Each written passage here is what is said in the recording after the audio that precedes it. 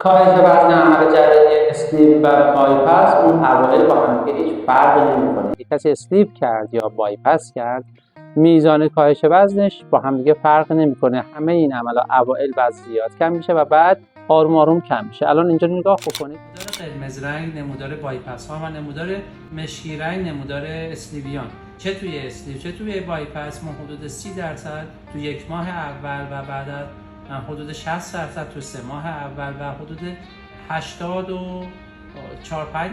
توی 9 ماه اول کاهش وزن داریم. ولی بعدش نگاه بکنید ببینید تقریبا نمودارا رو هم دیگه است و تو 1.5 سال کاهش وزن دیگه متوقف میشه. ولی بعد از 5 سال یه کمی در حد اینه که ما بگیم ما یه نمودار 8 ساله داریم که بعد از این 8 سال 10% اختلاف برگشت اسلیو و بایپسه که اسلیو 10% بیشتر برگشته. پس ما نگران اون 10% ها باید توی اسلیپ ها باشیم، نه اینکه بگیم تمام اسلیویا برمیگردن، بایپسی ها اصلا برنمیگردن.